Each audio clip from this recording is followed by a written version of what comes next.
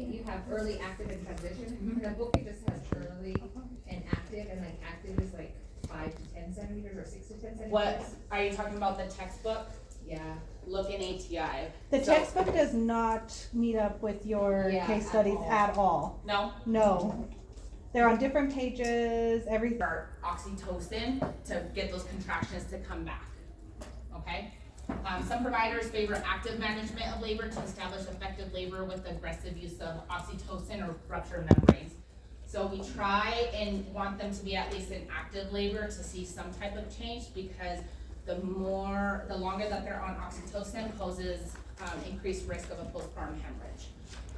So that's why some may wait on early, especially if their contractions aren't doing anything to their cervix.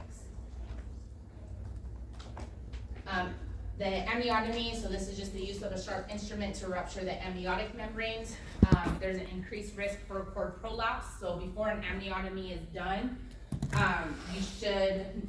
the baby's head should be engaged.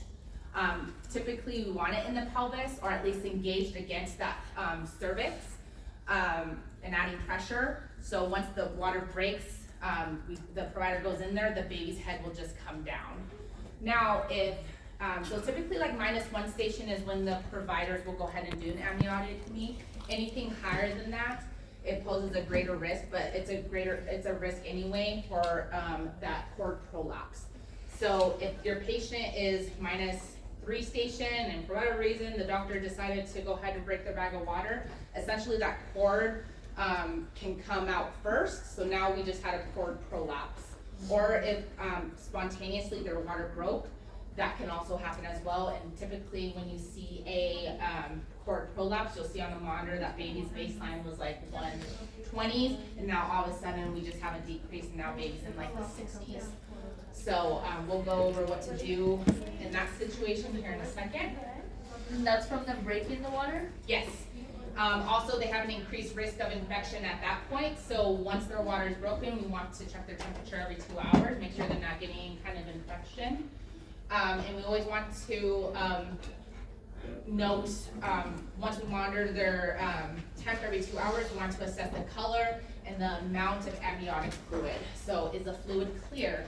Or if there is meconium, usually it's like a greenish color. Make sure it's clear. How much fluid? Was it, a large amount of fluid or copious, so it like filled the whole bed? How much fluid is there? And then the odor. Does it have any type of odor to it? Usually it's odorless. You will understand kind of what amniotic fluid smells like once you are around it a little bit more.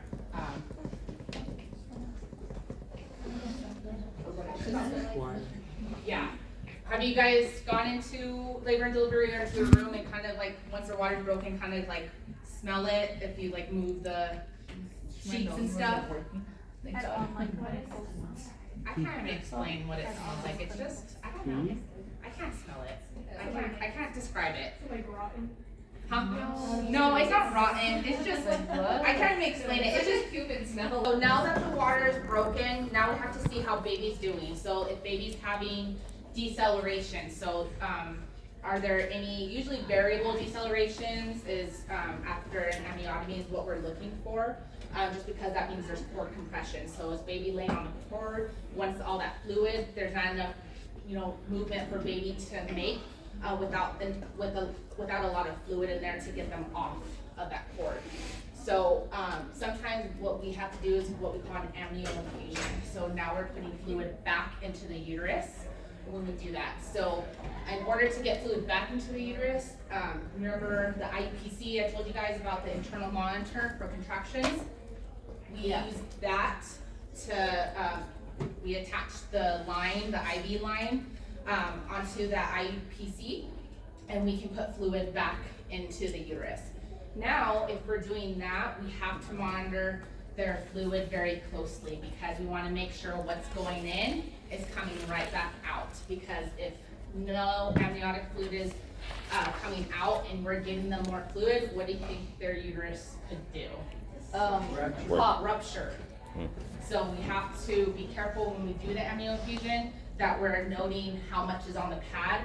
I usually check it at least every hour to make sure my pad is 100% saturated, or if it's like 50% saturated, or if you notice that there's not a lot of fluid coming out with how much you have left on your bag, let your provider know. So you can't really measure it then, because it's on the bag. I mean, it's on the The pad. pad, so usually, and when we do chart it, it's the percentage, so how much of the pad is saturated, 100%, 75%, 50%, so whatever you're seeing.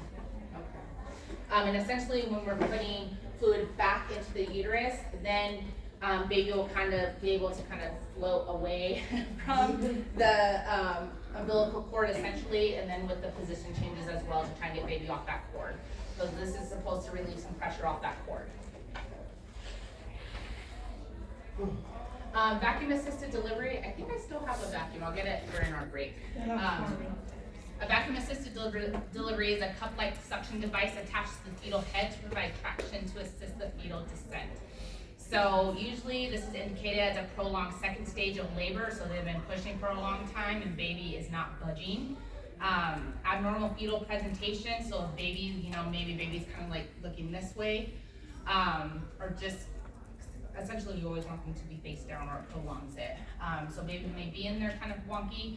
Fetal distress, so if baby is at +1 station and baby is dropping down to like the 70s, then we can go ahead and initiate a vacuum assisted delivery. It's up to the provider. So complications, there's an increased risk of maternal fetal lacerations, infant subdural hematomas, neonate bruising, a cephalohematoma, which we'll go through that, so just a collection of blood, which is important to give the vitamin K injection to baby.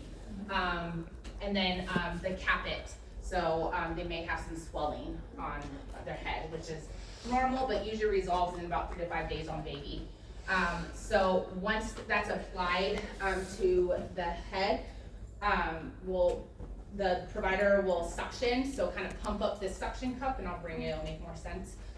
And then during the next contraction, she'll tell the patient to push, and the provider will pull as the patient's pushing, okay? So we want in order for this to happen, the baby has to be engaged in the pelvis. So baby should at least be like +1, +2 stations in order for that provider to attach it. So want to make sure if the bladder hasn't been emptied, you may want to do a straighten out calf beforehand. And then make sure, of course, their membrane should be ruptured at that point.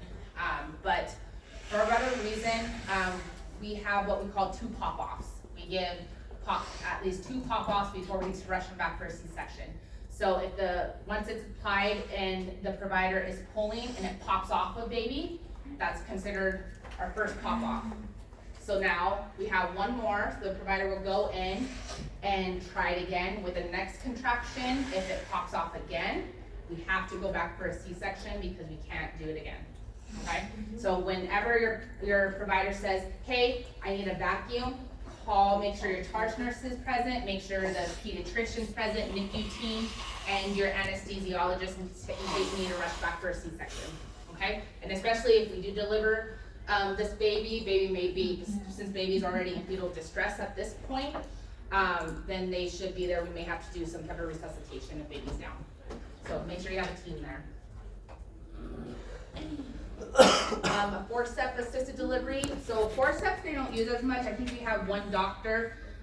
She's like my age and she uses forceps and she has to. So usually it's like the older doctors that will use them, but the forceps is a curved-like spoon blade that guides the fetal head out of the birth canal. So essentially, you have these spoons that go around baby's head, and same thing like the vacuum, kind of like tongs. So once they kind of click them together during that contraction, the provider will pull as a patient's pulling. So risks on that, there could be vaginal cervical lacerations, urine retention resulting from bladder or urethral injuries, and then hematomas can form, especially when it comes to mom.